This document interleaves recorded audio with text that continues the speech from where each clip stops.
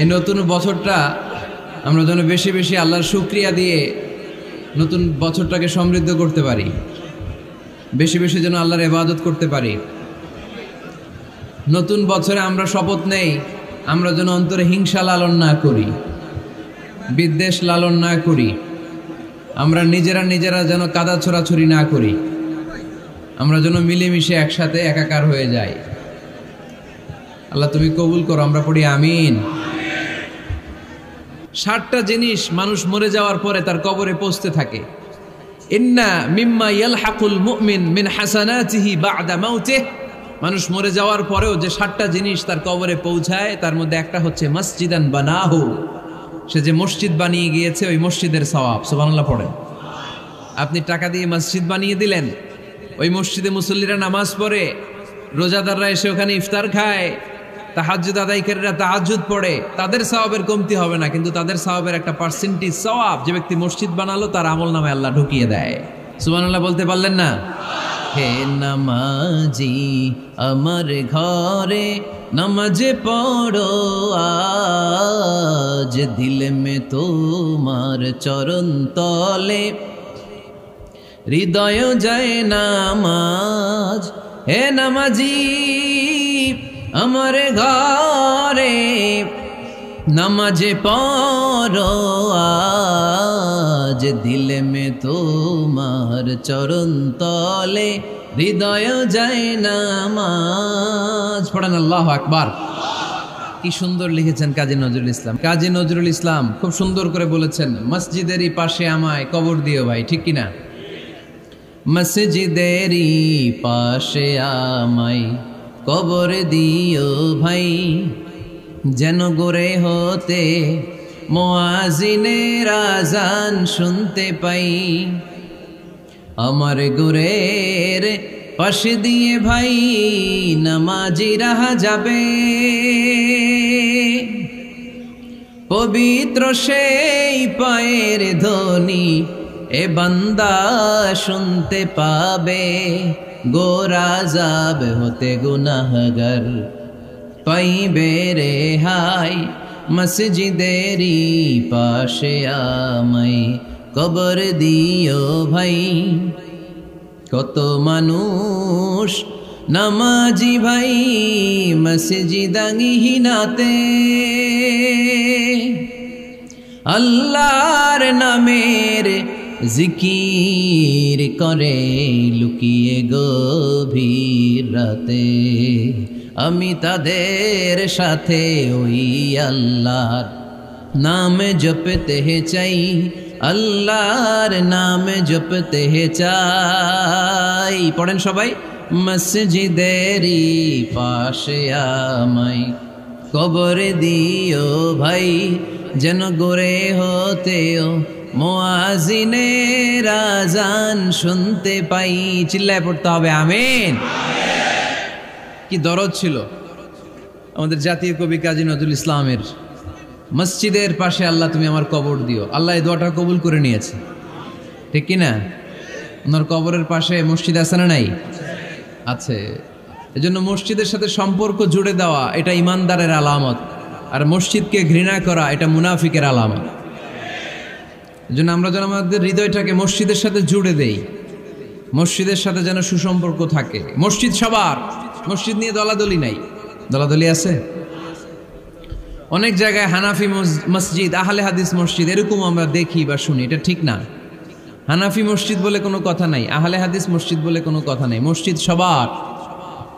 ছোট্ট খাট্ট বিষয় নিয়ে মসজিদে মারামারি, একজন হাত তোলে আরেকজন তোলে না, কিলাকিলি আছে না নাই? একজন বলে জোরে আমিন, আরেকজন আস্তে আমিন, মারামারি আছে না নাই? এগুলো কি মারামারি করার কোনো বিষয়? কথা বলেন। সালাতে ফরজ আছে, ওয়াজিব আছে, সুন্নাহ আছে। খেয়াল করে বুঝবেন, ফরজ যদি নষ্ট হয় সালাত ভঙ্গ হয়, you have to repeat your সালাত। ওয়াজিব নষ্ট হলে সালাত ভঙ্গ হয় না, নতুন করে পড়া লাগে না, সেজদায় সাহু দিলেই সালাত আদায় হয়ে যায়। আর সুন্নাহ নষ্ট হলে নামাজ নষ্টও হয় না, নতুন করে পড়াও লাগে না, সৌ সেজদাও লাগে না, নামাজ আদায় হয়ে যায়। সুন্নাহ নষ্ট হলে, এই যে হাত তোলা না তোলা এটা সুন্নাহ, আমিন জোরে বলা না বলা এটা কি সুন্নাহ। যেটা কোনো কারণে কেউ না করলেও তার নামাজ কবুল করে নিবে কে? আর এই সব সুন্নত লই আমগো দেশে গিলাগিলি। মৌলভীবাজারে মাশাআল্লাহ এগুলা নাই, এখানেও আছে। এগুলার অবসান ঘটুক, আমরা চাই কি চাই না? আর কত এই ছোটখাটো বিষয় নিয়ে আমরা এই বিভেদের প্রাচীর আর দেয়ালকে উঁচু করব আমাদের মাঝখানে? কবে আমরা ঐক্যের সিন্ডিকেট করব? কবে? আর কবে সাদা মনের মানুষ হব? কবে? আর কত? অনেক হয়েছে, আর না, এবার থামেন। বিভেদের প্রাচীরকে ভেঙে চুড়িয়ে দেন। ঐক্যের এমন সিন্ডিকেট করতে হবে যাতে কোনো অপশক্তি এই ঐক্যকে ভাঙতে না পারে, বানচাল করতে না পারে। চিল্লায় বলেন ঠিক কিনা? এজন্য মিউচুয়াল রেসপেক্টের দরকার, পারস্পরিক শ্রদ্ধাবোধ সব ক্ষেত্রে, রাজনীতিতে, সামাজিক অ্যাক্টিভিটিসে আমাদের আলেম ওলামাদের মধ্যে পারস্পরিক শ্রদ্ধাবোধের দরকার, মিউচুয়াল রেসপেক্ট। কেউ কাউরে রেসপেক্ট করে না, আমি যেটা বুঝছি এটাই সব, বাকি সব হারাম, এরকম বলে না অনেকে? এরকম যেন না করি। তাহলে মসজিদ সবার, মসজিদ আল্লাহর হাবিব সাল্লাল্লাহু আলাইহি ওয়াসাল্লাম খ্রিস্টানদেরকে মসজিদে ঢুকতে দিয়েছেন, আর আমরা মুসলমান ভাইয়ের জন্য মসজিদে তালা ঝুলাই দেই, আছে না নাই? আল্লাহর হাবিব সাল্লাল্লাহু আলাইহি ওয়াসাল্লাম কোথাও গেলেই প্রথমে মসজিদ বানাতেন। কি বানাতেন? মসজিদ বানাতেন। মক্কা থেকে হিজরত করে মদিনায় আসলেন, কোবায় থাকলেন কয়েক সপ্তাহ। কোবা পল্লীতে তিনি মসজিদ বানালেন, মসজিদ কোবা। ওখানে প্রতি শনিবার কেউ যদি ওযু করে ওখানে যে 2 রাকাত নামাজ পড়ে, একটা কবুল উমরার সওয়াব আল্লাহ তাআলা তার আমলনামায় দিয়ে দেয়। মসজিদে কোবা বানালেন। তারপরে মদিনায় এসে মসজিদে নববী বানালেন আল্লাহর হাবিব সাল্লাল্লাহু আলাইহি ওয়াসাল্লাম, মসজিদে নববী। এটা ছিল আল্লাহ রাসূল সাল্লাল্লাহু আলাইহি ওয়াসাল্লামের বৈশিষ্ট্য। কোথাও গেলেই তিনি মসজিদ বানাতেন, মসজিদে নববী। হায় রে, এখন তো কত সুন্দর মসজিদ আমরা দেখি, আমরা যে সালাত পড়ি। আল্লাহর হাবিব সাল্লাল্লাহু আলাইহি সাল্লামের সময় মসজিদে নববী কি এরকম ছিল? কথা বলেন। ফ্লোর ছিল বালুর ফ্লোর। কিসের ফ্লোর? আমাদের মসজিদের ফ্লোর কিসের? টাইলস। আর আল্লাহ রাসূল সাল্লাল্লাহু আলাইহি ওয়াসাল্লামের মসজিদে নববীর ফ্লোর কিসের? কথা বলে না তো আওয়াজ করে উত্তর দেন না কেন? কষ্ট হচ্ছে? দুপুরে খাইছেন না সবাই? কেন খান নাই কেন? রোজা রাখছিলেন? হ্যাঁ, ফজর বাদে আইছি। আচ্ছা ঠিক আছে, ঠিক আছে। আচ্ছা আচ্ছা, সাউন্ড নাই, কথা শোনা যায় না? তো এটা শুনলা কেমনে? জিজ্ঞেস করলাম কথা শোনা যায় না, কয় না। তো এটা শুনলা কি করে? মানে অল্প শোনা যায়, তাই তো? একটু পরে আমার বিদায় ঘন্টা বাজবে, আমি চলে যাব। এই তোমরা ডিস্টার্ব করতে করতে আমার সময় শেষ। তোমরা ডিস্টার্ব করলে তোমাদের লস। আমি আমার টাইমের 1 মিনিটে বেশি যেতে পারবো না, কারণ এখানে আসরের সালাতের আজান শুরু হয়ে যাবে, এরপরে কোনো কথা নেই। আর বক্তব্য লম্বা করা এটা বেদাত। এই বেদাতকে আমি সুন্নাতের মধ্যে আনতে চাচ্ছি। একটা সময়ে একেবারে কমায় নিয়ে আসবো। এত প্রোগ্রামও আমি করতে চাই না। আমি ঘোষণা দিয়েছি আগামী বছরে সারা বাংলাদেশে আমার প্রোগ্রাম হবে 50টা। কয়টা? 50টা। এরপরের বছর 30টা, এরপরের বছর 20টা। বিভাগীয় প্রোগ্রাম করলেই চলবে আমার। এক এক বিভাগে যে 2 দিন 3 দিন খালাস। এত দরকার নেই, এত লম্বা চূড়ার বক্তব্যের দরকার নেই। আধা ঘন্টা চুপ করে শুনেন, কয়েকটা মেসেজ ড্রপ করি, take it with you to your home, then practise and apply in the society. নিয়ে যান, আমল করেন, সমাজে কাজে লাগান। সমাজটা আলোকিত করে দিবে কে? খুতাবুকুম তাবিলা সালাওয়াতুকুম কাসীরা। আল্লাহর হাবিব সাল্লাল্লাহু আলাইহি ওয়াসাল্লাম বললেন, কিয়ামতের একটা আলামত, কিয়ামতের আগে তোমাদের বক্তব্য হয়ে যাবে লম্বা, সালাত হয়ে যাবে খাটো। সালাতের পরে তাসবিহ পড়তে চায় না লোকজন, ব্যস্ত, মহা ব্যস্ত, সুপার বিজি। কোত্থেকে আসলে এই ব্যস্ততা? আপনি রবের সাথে মুনাজাত, না যাই ইউনাজি মুনাজাত, আপনার রবের সাথে একাকী নীরবে কথা বলতে মনে চায় না আপনার? এত তাড়াহুড়ো কিসের? ধীর স্থির হন, একটু স্থির হন, একটু মনোদৈহিক প্রশান্তি অর্জনের চেষ্টা করেন। সব সময় ব্যস্ত, ধাক্কাধাক্কি, উচ্ছৃঙ্খলা, এগুলো আমাদেরকে শেষ করে দিয়েছে। এজন্য লম্বা চোরা বক্তব্য ঠিক না। বক্তব্য শুনতে আমাদের ভালো লাগে, আমল করতে ভালো লাগে না। বক্তব্যটা শেষেই সিগারেট ধরায়, আছে না নাই? মাহফিল শেষেই বিড়ি ধরায়, কয় চমৎকার ওয়াজ করছে হুজুরে। ওয়াজটা সেরকম হয়েছে, অনেক কণ্ঠ সুন্দর হুজুরের। এতদিন ইউটিউবে দেখছি, আজকে সরাসরি দেখাইছি, আছে না নাই? তো কি লাভ হয়েছে? লাভটা হয়েছে কি? এই যে মাহফিল শেষে বিড়িটা ধরাইলেন আর গেলেন, কোনো লাভ হয় নাই। এগুলো থেকে বেরিয়ে আসতে হবে। বছরের পর বছর আমাদেরকে শেখানো হয়েছে একভাবে, কেউ এই পরিবর্তনের আওয়াজ তোলে নাই। আওয়াজ আপনাকে তুলতে হবে। আওয়াজ তোলার জন্য এত মানুষ লাগে না, আপনি একাই যথেষ্ট। আপনি দাঁড়ান না সামনে, দেখবেন আপনার সামনে কেউ টিকে থাকতে পারবে না, ঠিক কিনা? কিন্তু আপনার শক্ত সিদ্ধান্ত লাগবে, পরিবর্তনের জন্য শক্ত মানসিকতা লাগবে যে আমি পরিবর্তন করতে চাই। We have to change. যুগ জামানা পাল্টে দিতে চাই না অনেকজন। এক মানুষই আনতে পারে জাতির জাগরণ। এক মানুষই বিপদকালে বাঁচায় কাফেলায়, ক্ষুদ্র ডিঙ্গি বাঁচায় জাহাজ অসীম দরিয়ায়। এজন্য আপনার শক্ত সিদ্ধান্ত পারে আপনার মৌলভীবাজারটাকে দেশের শ্রেষ্ঠ জেলা, শ্রেষ্ঠ থানা হিসেবে আল্লাহর কাছে কবুল করতে, ঠিক কিনা? এজন্য লম্বা চূড়া আলোচনা ঠিক না, ছোটখাটো অল্প কয়েকটা মেসেজ নিয়ে যেতে পারলেই that's enough. One of the minor signs before the day of judgment, your Islamic lectures will be very longer and your salah 5 times a day will be shorter. কিয়ামতের আগে বক্তব্য লম্বা, নামাজ খাটো, তাসবিহ পড়ে না, ব্যস্ত, মহাব্যস্ত। এই মহাব্যস্ততা ছাড়েন, কোরআন সুন্নাহর দিকে ফিরে আসেন। বরকত দিবে কে? বিশ্বনবীর মসজিদে নববীর ফ্লোর বালুর ফ্লোর ছিল, আমাদের ফ্লোর টাইলস। আল্লাহর হাবিব সাল্লাল্লাহু আলাইহি ওয়াসাল্লামের মসজিদে বালি নিচে, এই বালিতেই নামাজ পড়তেন। বৃষ্টি হলে কাদামাটি হয়ে যেত, কাদামাটিতেই সেজদা করতেন। সেজদা করলে কাদার মাটি আল্লাহর হাবিব সাল্লাল্লাহু আলাইহি ওয়াসাল্লামের নাকে আর কপালে লেগে যেত। তিনি সালাম ফিরিয়ে সাহাবাদের দিকে মুখ ফিরিয়ে বসলে দেখতেন প্রতিটা সাহাবীর নাকে আর কপালে কাদার মাটি মিশে আছে।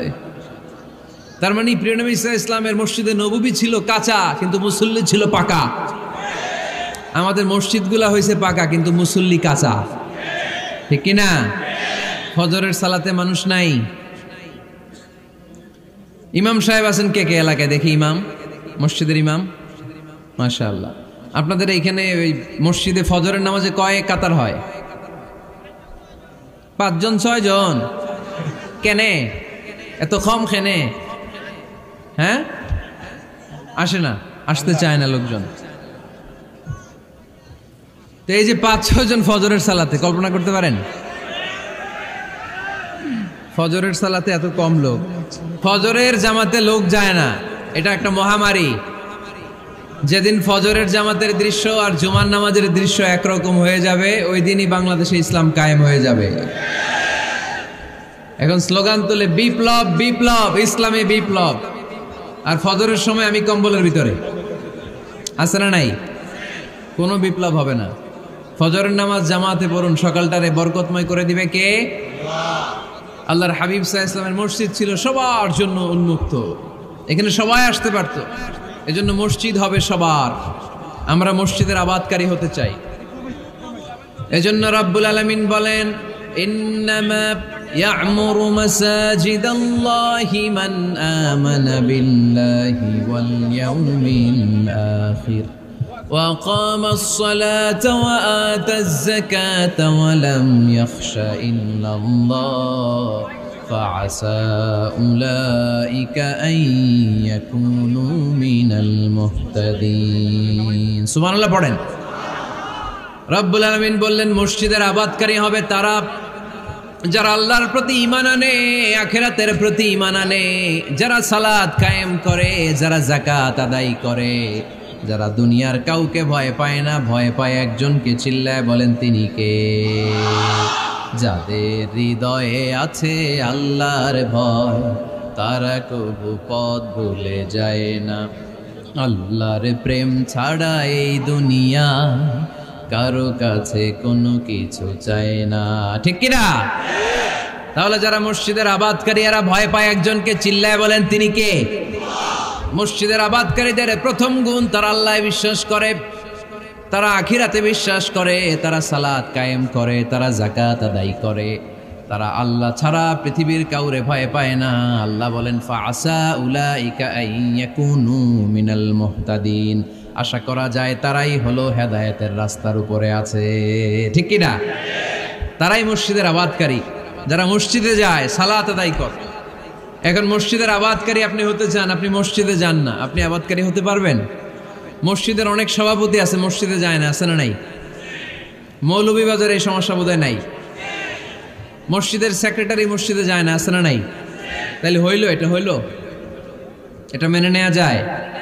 এজন্য সভাপতি সাহেবরা, আপনি কষ্ট করে মসজিদ বানিয়েছেন, মসজিদে যাবেন। সভাপতি সাহেব আপনি মসজিদে যাবেন। সেক্রেটারি সাহেব আপনি মসজিদে যাবেন, তাহলে আপনি সঠিক মসজিদের আবাদকারী হবেন, ঠিক কিনা? আমরা মসজিদের আবাদকারী হতে চাই, ইনশাআল্লাহ পড়েন। উমরানুল মাসাজিদ, মসজিদের আবাদ কি করে করতে হয়? মসজিদ আবাদ করার এক নাম্বার মাধ্যম হচ্ছে মসজিদ নির্মাণ করা। কি করা? নির্মাণ করা। খেয়াল করবেন, আল্লাহর হাবিব সাল্লাল্লাহু আলাইহি ওয়াসাল্লাম বলেছেন, মান বানা মসজিদান মিন মালিহি ফিদ দুনিয়া বানাল্লাহু লাহু বাইতান ফিল জান্নাহ। যে ব্যক্তি নিজের পকেটের টাকা খরচ করে দুনিয়াতে মসজিদ বানায়, আল্লাহ তাআলা তার জন্য জান্নাতে ঘর বানায়। 60টা জিনিস মানুষ মরে যাওয়ার পরে তার কবরে পৌঁছতে থাকে। ইন্না মিম্মা ইয়ালহাকুল মুমিন মিন হাসানাতিহি বা'দা মাউতিহি, মানুষ মরে যাওয়ার পরেও যে 60টা জিনিস তার কবরে পৌঁছায়, তার মধ্যে একটা হচ্ছে মসজিদান বানাহু, সে যে মসজিদ বানিয়ে গিয়েছে ওই মসজিদের সওয়াব। সুবহানাল্লাহ পড়েন। আপনি টাকা দিয়ে মসজিদ বানিয়ে দিলেন, ওই মসজিদে মুসল্লিরা নামাজ পড়ে, রোজাদাররা এসে ওখানে ইফতার খায়, তাহাজ্জুদ আদায়কারীরা তাহাজ্জুদ পড়ে, তাদের সওয়াবের কমতি হবে না, কিন্তু তাদের সওয়াবের একটা পার্সেন্টেজ সওয়াব যে ব্যক্তি মসজিদ বানালো তার আমলনামায় আল্লাহ ঢুকিয়ে দেয়। এজন্য বেশি বেশি মসজিদ বানাতে রাজি আছেন তো? তাহলে মসজিদ আবাদ করার প্রথম মাধ্যম হচ্ছে মসজিদ বানানো। 2 নম্বর মাধ্যম হচ্ছে মসজিদে যেয়ে জামাতে সালাত আদায় করা। জামাতে সালাতুল জামাআ তাফদুলু সালাতাল ফাযযি বি27 দারাজা। ঘরে নামাজ পড়লে একা একা পড়লে যেই সওয়াব, জামাতে পড়লে 27 গুণ বেশি সওয়াব। সুবহানাল্লাহ বলতে পারলেন না? হে নামাজি আমার ঘরে নামাজে পড়ো আজ, দিল মে তোমার চরণ তলে হৃদয় যায় নামাজ। হে নামাজি আমার ঘরে নামাজে পড়ো আজ, দিল মে তোমার চরণ তলে হৃদয় যায় নামাজ। পড়েন আল্লাহু আকবার। কি সুন্দর লিখেছেন কাজী নজরুল ইসলাম। মসজিদ কেমন যেন মসজিদ তার নিজের ভাষায় আল্লাহর কাছে কেঁদে কেঁদে ফরিয়াদ জানায়, আল্লাহ নামাজিরা আমার ঘরে আসে না, কি সুন্দর টাইলস, কি সুন্দর মুসল্লা, কি সুন্দর এয়ার কন্ডিশন, সব আছে কিন্তু মুসল্লি নাই, ঠিক কিনা? মসজিদগুলো আল্লাহর কাছে ফরিয়াদ জানায়। এজন্য আমরা যেন মসজিদমুখী হই। কি মুখী? আওয়াজ করে বলতে হবে, কি মুখী? মসজিদমুখী। তাহলে মসজিদ আবাদের 1 নম্বর পদ্ধতি মসজিদ বানানো। 2 নম্বর মসজিদে বেশি বেশি যে জামাতে সালাত আদায় করা। 3 নম্বরে মসজিদের সাথে সম্পর্ক জুড়ে দেওয়া, হৃদয়টা যেন সবসময় মসজিদের সাথে লেগে থাকে। আল্লাহর হাবিব সাল্লাল্লাহু আলাইহি ওয়াসাল্লাম বললেন, সাবআতুন ইউযিল্লুহুমুল্লাহু ফি যিল্লিহি ইয়াওমা লা যিল্লা ইল্লা যিল্লু। 7 শ্রেণীর ব্যক্তিকে আল্লাহ তাআলা কিয়ামতের দিন আরশের নিচে ছায়া দিবে, যেদিন আল্লাহর আরশের ছায়া ছাড়া কোনো ছায়া পৃথিবীতে থাকবে না। সেই দিনটা কি এই দিনের মতো? কিয়ামতের দিনটা আজকের এই দিনের মতো হবে? 50,000 বছর হবে। এটা লেন্থ, এটা ডিউরেশন। কাআন সাফসাফা লা তারা ফিহা ইওয়াজা ওয়ালা আমতা, লেভেল প্লেইন ফিল্ড, তামার জমিন। একটু কল্পনা করেন তো ওই দিনটা কত ভয়ঙ্কর। বাবা ছেলেরে চিনবে না ওই দিন, ছেলে বাবারে চিনবে না, স্ত্রী স্বামীকে চিনবে না, স্বামী স্ত্রীকে চিনবে না, পীর সাহেব মুরিদ চিনবে না, মুরিদ পীর সাহেবকে চিনবে না, নেতা কর্মীকে চিনবে না, কর্মী নেতাকে চিনবে না। হায় হায়, ইয়া নাফসি বলে কাঁদবে। সূর্যটা মাথার কাছে চলে আসবে, সূর্যের তাপে মাথার মগজগুলো গলে গলে নাকের ছিদ্র আর কানের ছিদ্র দিয়ে টপ টপ করে বেয়ে বেয়ে পড়বে। তৃষ্ণায় মানুষগুলো পাগল পাড়া, জিহ্বাটা বের হয়ে নাভি পর্যন্ত ঝুলতে থাকবে। সেদিন সবাই পাগলের মতো ছুটতে থাকবে, কোনো ছায়া নাই আল্লাহর আরশের ছায়া ছাড়া। আল্লাহর হাবিব বললেন, 7 শ্রেণীর ব্যক্তিকে আল্লাহ তাআলা আরশের নিচে ছায়া দিবেন। এর মধ্যে 1 শ্রেণীর ব্যক্তি, রাজুলুন কলবুহু মুআল্লাকুন বিল মাসাজিদ, ওই ব্যক্তি যার হৃদয়টা সবসময় আল্লাহর মসজিদের সাথে লেগে থাকে। মসজিদের সাথে যার হৃদয় লেগে থাকে তাকে আরশের নিচে ছায়া দিবে কে? এজন্য মসজিদের সাথে যেন আমাদের হৃদয়গুলো লেগে থাকে। অনেকেই দেখবেন এত ভালো নামাজে, জোহর পরে টেনশন করে আসরটা কই পড়বো, আসর পরে চিন্তা করে মাগরিবের সময় আমি কোথায় থাকবো, মাগরিবের সময় টেনশন, ইস এশাটা হয়ে গেলেই তো শেষ। এরকম লোক আছে না নাই? এদেরকে সেই কঠিন ভয়াবহ দিনে আরশের নিচে ছায়া দিবে কে?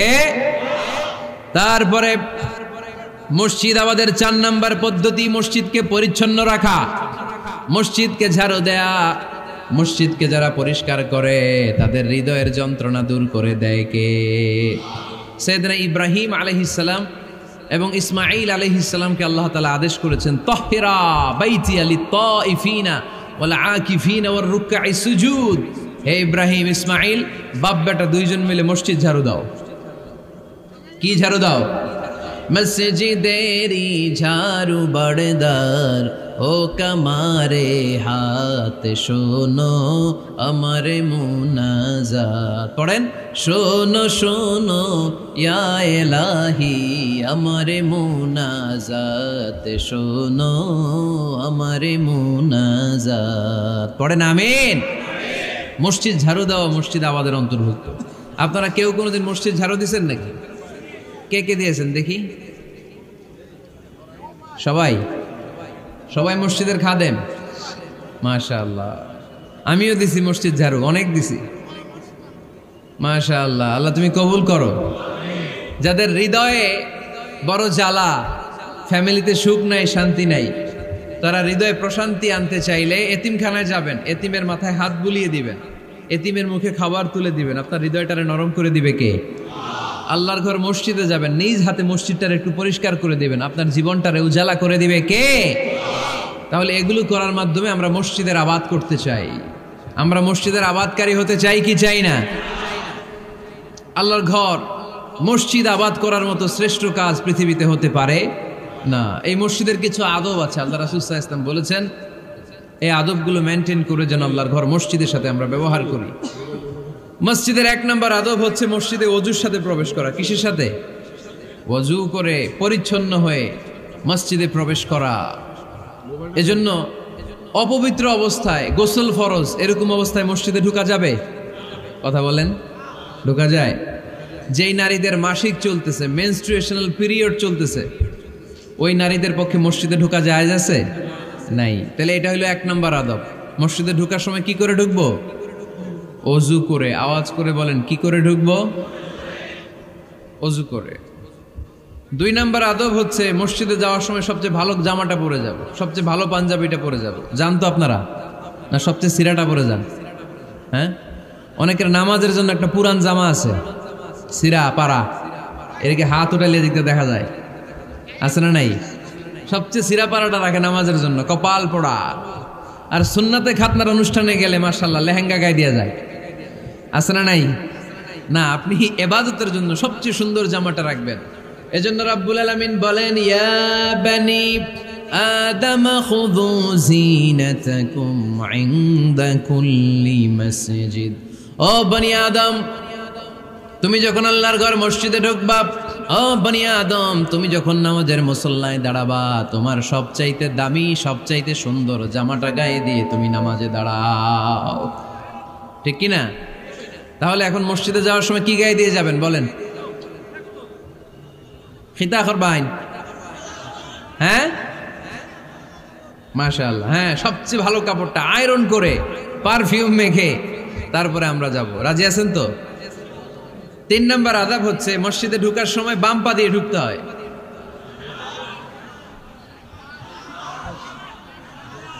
কোন পা? আরো জোরে। এদেরকে গুতা মারা লাগে, নাইলে আওয়াজ বাড়ে না। এরকম ভলিউম টাইট করতে হয়, ভলিউম হাই করলে আর পরে বাড়ে, এমনি বলতে চায় না। আর ঘটনা কি? হ্যাঁ, খায় নাই। বদরের যুদ্ধ হয়েছিল রমাদানে, কোনো সাহাবী খায় নাই, না খাইয়া একেবারে সাইজ করে দিছে কাফেরদেরকে। আমরা না খেলেও আমাদের হৃদয়ে ইমানি শক্তি আছে না নেই? এই তো বোঝা যাচ্ছে ইমানি শক্তি আছে। এতক্ষণ আছিল কই? তো মসজিদে ঢোকার সময় কোন পা দিয়ে? এগুলো মনে থাকে আমাদের? ভুলা যাই আমরা, খেয়াল থাকে না তো এগুলা। এত কিছু মনের মধ্যে রাখলে এগুলো মনে থাকবে কেমনে? মসজিদে ঢোকার সময় কোন পা?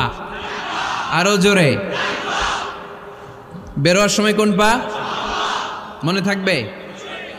মসজিদে যখন ঢুকবেন ডান পা দিয়ে ঢুকবেন, আর দোয়া পড়বেন, আউযু বিল্লাহিল আযীম ওয়া বিওয়াজহিল কারীম ওয়া সুলতানিহিল কদীম মিনাশ শাইতানির রাজীম।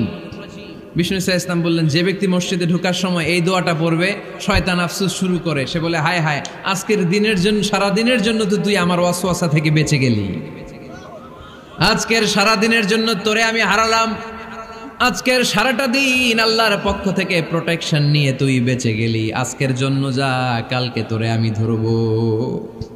এজন্য এই দোয়াটা পড়ার দরকার আছে না? আউযু বিল্লাহিল আযীম ওয়া বিওয়াজহিল কারীম ওয়া সুলতানিহিল কাদীম মিনাশ শাইতানির রাজীম। 4টা বাক্যের দোয়া।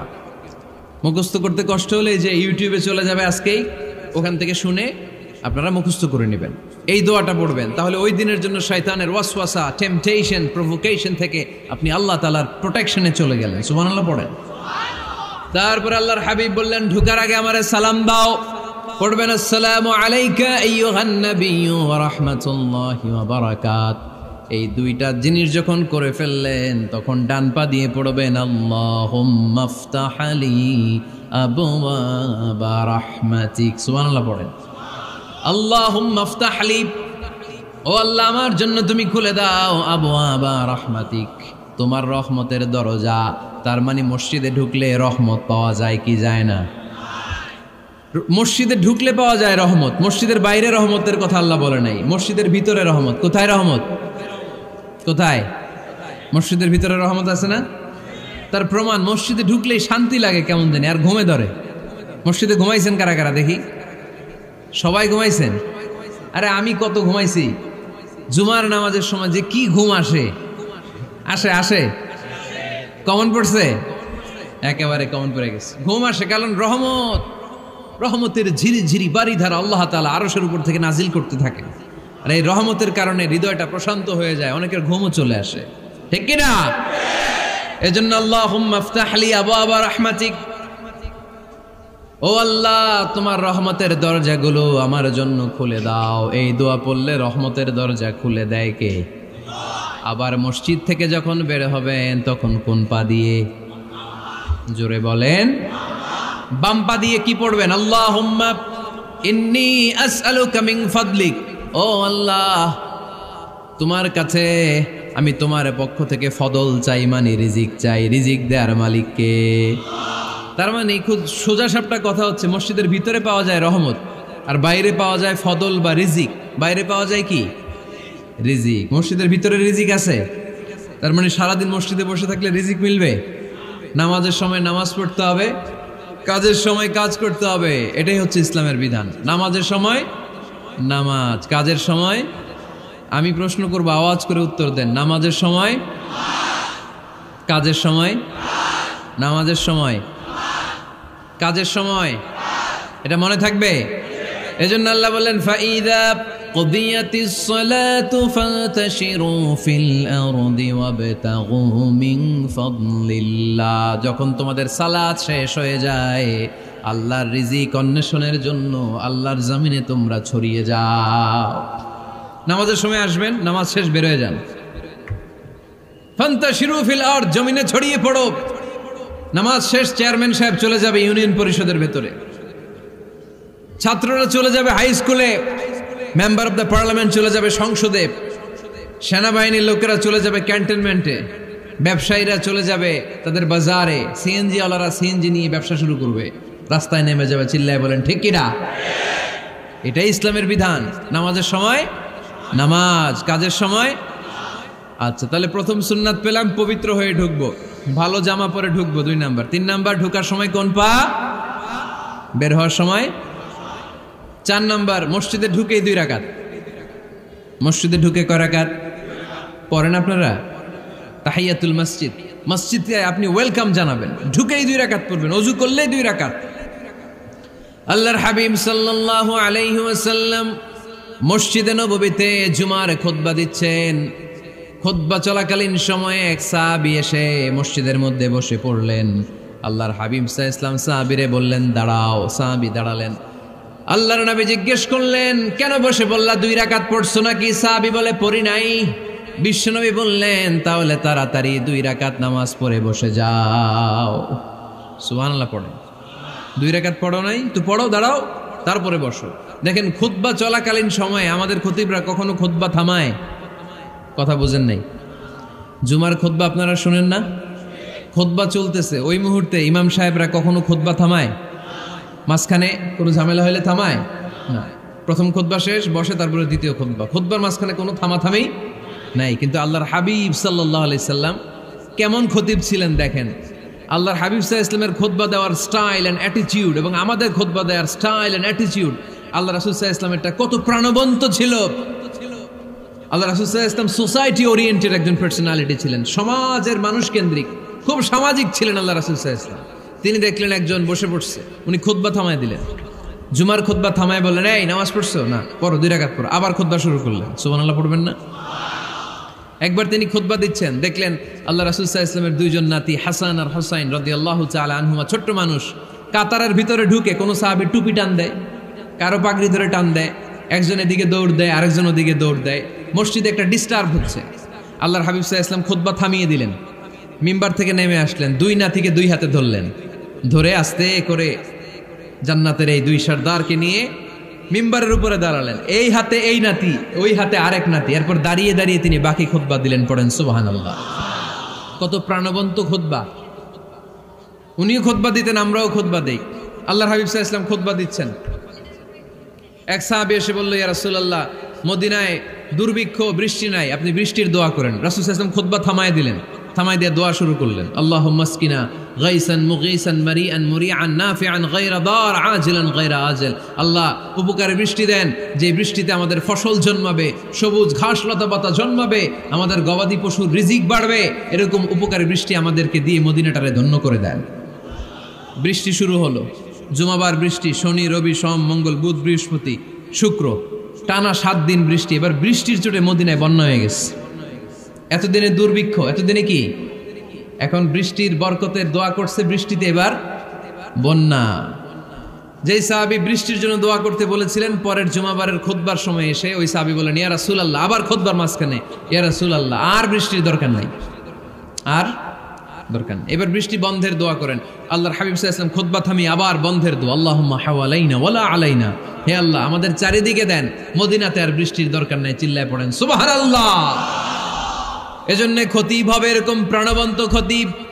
সমাজে কি চলে, কি ক্রাইসিস, কি সংকট, ইয়াংরা কোন সমস্যায় ভোগে, আমাদের রাজনৈতিক অঙ্গনে কি সমস্যা, আমাদের অর্থনৈতিক অঙ্গনে কি সমস্যা, আমাদের সামাজিক অঙ্গনে কি সমস্যা, আমাদের পরিবারগুলোর ভেতরে কি ঝামেলা, প্রত্যেকটা কথা মসজিদের মিম্বার থেকে আসার দরকার আছে না নাই? আল্লাহর হাবিব সাল্লাল্লাহু আলাইহি ওয়াসাল্লাম এভাবেই সমাজকে ঠিক করে দিতেন। 2 রাকাত মসজিদে ঢুকে আজকে থেকে আমরা পড়ব। মসজিদে ঢুকলেই কয় রাকাত মনে থাকবে না ভুলে যাবেন?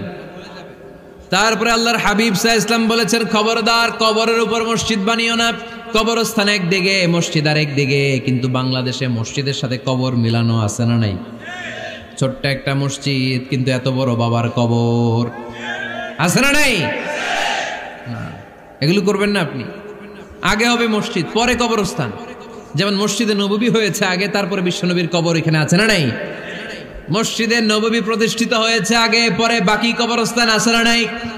কিন্তু কোন আল্লাহর ওলির কবরস্থানের উপরে যদি মসজিদ বানান, তার উপর লানাত দিয়েছে কে? লাআনা রাসূলুল্লাহ আলাল ইয়াহুদ ওয়ান নাসারা ইত্তাখাযু কুবুর আমবিয়াইহিম মাসাজিদা। আল্লাহর রাসূলের লানত ইহুদি নাসারাদের উপর, কারণ ইহুদি আর নাসারাদের একটা খাসলাত, একটা বৈশিষ্ট্য ছিল, তারা তাদের নবীদের কবরের উপরে মসজিদ বানায় ফেলত। এটা করা যাবে? এজন্য এলাকায় এলাকায় এই ঝামেলা, কবর আর মসজিদ হবে আলাদা। আবার মসজিদের কেবলার দিকে যেন কবরস্থান না হয়, তাহলে শিরক হওয়ার সম্ভাবনা আছে না নাই? খুব সাবধান, আল্লাহ সব মাফ করে কিন্তু শিরক মাফ করে না, ঠিক কি না? শিরক হচ্ছে মহাপাপ, সব পাপের বাপ। এজন্য আমরা সব করলেও শিরকের গুনাহ মুসলমান কখনো করতে পারে। এরপর আল্লাহর হাবিব বললেন, মসজিদকে পরিষ্কার পরিচ্ছন্ন রাখো, এটাও মসজিদের আদাব। মসজিদে আতর লাগিয়ে দেন, বাখুর জ্বালিয়ে দেন। আপনাদের এই এলাকার মধ্যে তো বাখুরের অভাব নাই, আগরের অভাব নাই, ঠিক কিনা? গতকাল প্রোগ্রাম ছিল কই? সুজানগর, আগরের রাজধানী। আগর চিনেননি আপনারা? হ্যাঁ, এই যে দেহনেল উদ পারফিউম, আপনাদের এই যে মাহাতাব সাহেবের আল হারামাইন, এরপরে যে আজমল কোম্পানি, এও আপনাদের এই মৌলভীবাজার এলাকার। এরকম অনেক কোম্পানি আছে দুবাই ভিত্তিক, গোটা বিশ্বে ওনারা ব্র্যান্ডিং করেছে। এগুলোর র ম্যাটেরিয়াল, কাঁচামাল যায় হচ্ছে আপনাদের মৌলভীবাজার থেকে। সম্মানিত ভাইয়েরা, মসজিদ পরিষ্কার পরিচ্ছন্ন রাখবেন, এই বাখুর জ্বালাবেন, দেহনেল উদ, এই পারফিউমগুলো ছড়িয়ে দিবেন। মসজিদের মধ্যে অনেক মসজিদে দুর্গন্ধ আছে না নাই? এই কার্পেটের মধ্যে ময়লা, পরিষ্কার করে না। আল্লাহর হাবিব সাল্লাল্লাহু আলাইহি ওয়াসাল্লাম বলেছেন, খবরদার।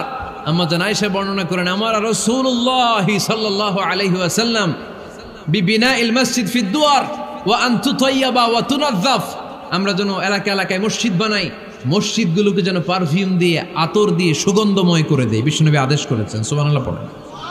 এজন্য কোনো অপরিচ্ছন্ন মসজিদ থাকতে পারবে না। মসজিদের পাশ দিয়ে গেলে আতরের ঘ্রাণে আমোদ হয়ে লোকজন যেন বুঝতে পারে এটা আল্লাহর ঘর, মসজিদ। চিল্লায় বলেন ঠিক কিনা? এরপরে আল্লাহর হাবিব সাল্লাল্লাহু আলাইহি ওয়াসাল্লাম বলেছেন মসজিদের আরেকটা আদব হলো মসজিদকে অতিমাত্রায় ডিজাইন না করা। বেশি ডিজাইন করা যাবে না। এমন ডিজাইন করা যাবে না যে এটা মসজিদ বোঝাই যায় না, এত লাইটিং ফাইটিং করে, এটা কি মসজিদ না কমিউনিটি সেন্টার বোঝাই যায় না। আছে না নাই? আছে। এরকম যেন আমরা না করি সম্মানিত ভাইয়েরা। বিশেষ করে মসজিদের সামনের দেয়ালে। কোন দেয়ালে? সামনের দেয়ালটা কেবলার দিকে যেই দেয়াল, এই দেয়ালটা হতে হবে ফ্রেশ, যাতে করে মানুষের দৃষ্টি আকর্ষণ না করে। প্রায় মসজিদের দেয়ালের মাঝখানে দেখবেন আপনি ক্যালেন্ডার ঝুলায় রাখে, আছে না নাই? মৌলভীবাজার কি অবস্থা? খিতা খবর আছে? তো এই যে ক্যালেন্ডার ঝুলায় রাখে, ওইখানে দেখবেন বিভিন্ন মসজিদের ছবি, এতিমখানার ছবি, মানুষের ছবি। তো মানুষ নামাজও পড়ে আবার ওগুলোও তাকায়, আছে না নাই? প্রথম কাতারে পরে ওইখানে কি লেখা এগুলো পরে, তার ডিস্টার্ব হচ্ছে না? এই মুসল্লির দৃষ্টি যাতে অন্যদিকে না যায় এটা খেয়াল রাখতে হবে। যদি পারা যায় মসজিদের সামনে কোনো ঘড়ি টড়ি চলবে না। ঘড়ি মসজিদের পেছনের দেয়ালে, সময়সূচি পেছনের দেয়ালে, সব পেছনে। সময় কয়টা বাজে ওটা ইমাম দেখলেই চলবে, ইমাম এভাবে দেখে নিবে, আপনারাও দেখে নিবেন। কিন্তু সামনের দেয়ালটা যত সিম্পল করা যায়। আল্লাহর হাবিব সাল্লাল্লাহু আলাইহি ওয়াসাল্লাম নামাজ পড়া অবস্থায় সামনে এমন কিছু রাখতেন না যেটার দ্বারা আল্লাহর হাবিব সাল্লাল্লাহু আলাইহি ওয়াসাল্লামের সালাতে মনোযোগ অন্যদিকে চলে যায়। আমরা যখন সালাত পড়ি যদি অন্যদিকে তাকাই, ফেরেশতার মাধ্যমে আল্লাহ একটা ডাক দেয়, বলে আকবিল, এই বান্দা ফিরে আয়, তোর নজর থাকা দরকার সেজদার জায়গায়, ফিরে আয়। আপনি আবার যখন অন্যদিকে তাকান আল্লাহ বলে ফিরে আয়, সেজদার দিকে তাকা।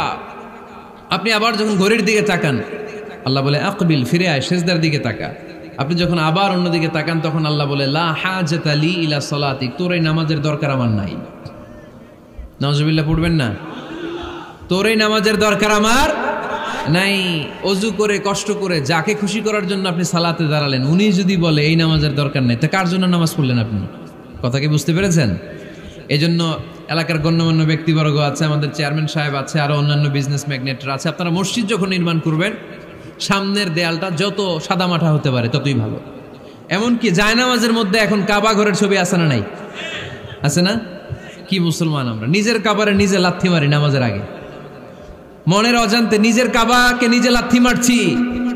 এরকম জায়নামাজ ব্যবহার করা নিষেধ। চিল্লায় বলেন ঠিক কিনা?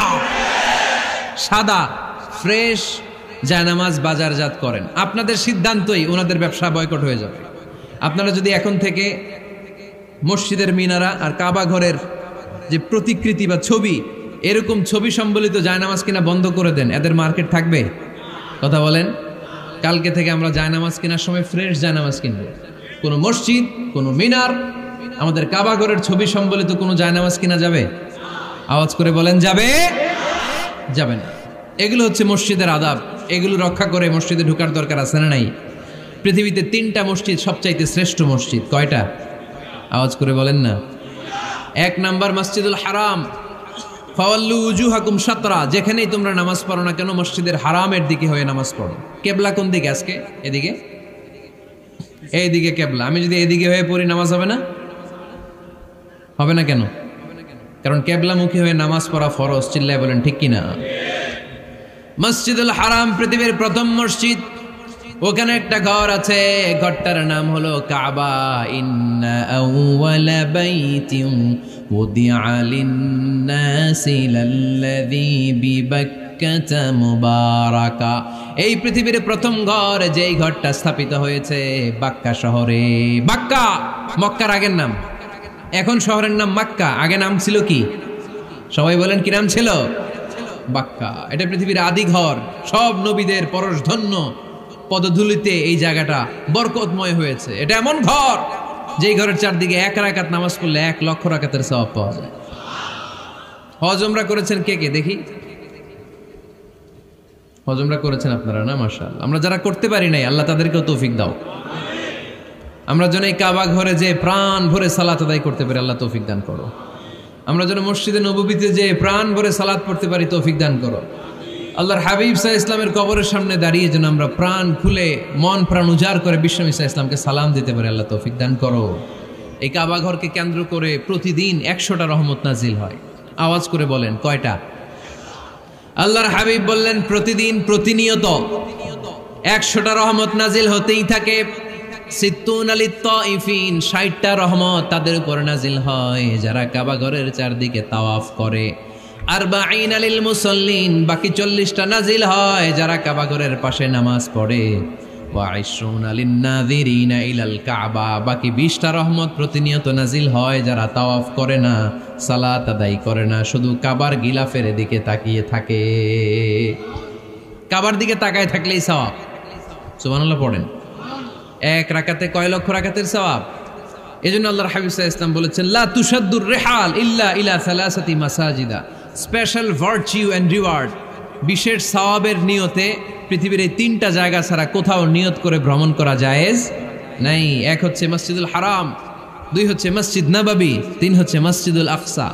এই 3টা মসজিদ ছাড়া পৃথিবীর কোনো মসজিদে নিয়ত করে সফর করা যাবে না। বিশেষ নিয়তে সফর করা যাবে না যে আমি যদি এই মৌলভীবাজারের জামে মসজিদে যাই বেশি সওয়াব পাওয়া যাবে, এই নিয়তে সফর করা যাবে না। বেশি সওয়াব শুধু এই 3 মসজিদে। মসজিদুল হারামে 1 রাকাতে কত রাকাতের সওয়াব? কথা কয় না, বুঝে নাই বোধহয়। কয় লক্ষ? আর মসজিদে নববীতে 1 রাকাতে 1000 রাকাতের সওয়াব। আরেক বর্ণনায় আছে 50,000, বর্ণনাটা দুর্বল। সহিহ বর্ণনায় এসেছে 1 রাকাতে 1000 রাকাতের সওয়াব। মসজিদুল আকসায় সালাত পড়লে 1 রাকাতে, এক বর্ণনায় এসেছে 250 রাকাতের সওয়াব, আরেক বর্ণনায় এসেছে 500 রাকাতের সওয়াব। এই 3টা মসজিদ ছাড়া যে নামাজ পড়লে বেশি সওয়াব হবে এই নিয়তে সফর করা যাবে? চিল্লায় বলেন যাবে। তবে মসজিদটা দর্শন করার জন্য যেতে পারবেন। মসজিদটা দেখতে কেমন, এটার ক্যালিওগ্রাফিক্যাল ডিজাইন কেমন, এটার আর্কিটেকচারাল ডিজাইন কেমন, এটার দৃষ্টিনন্দন সৌন্দর্য কেমন, মসজিদটা দেখতে কেমন, দেখতে যেতে পারবেন। কিন্তু বিশেষ সওয়াব রিওয়ার্ড এই 3টা মসজিদ ছাড়া অন্য কোনো মসজিদের জন্য হবে না। এই মসজিদ হচ্ছে আমাদের সামাজিক ঐক্যের কেন্দ্রবিন্দু, এটা হচ্ছে আমাদের কমিউনিটি সেন্টার। আমরা শুধু নামাজের জন্য মসজিদকে ইউজ করি, এছাড়া আরো অনেক ইউসেজ আছে মসজিদের। খেয়াল রাখবেন, আমাদের মুসলমানদের মসজিদ হিন্দুদের মন্দিরের মতো নয়। কোথায় আজান হইছে? শেষ করে দিব না? সুবহানাকাল্লাহুম্মা বিহামদিকা আশহাদু আল্লা ইলাহা ইল্লা আনতা আস্তাগফিরুকা ওয়া আতুবু ইলাইক।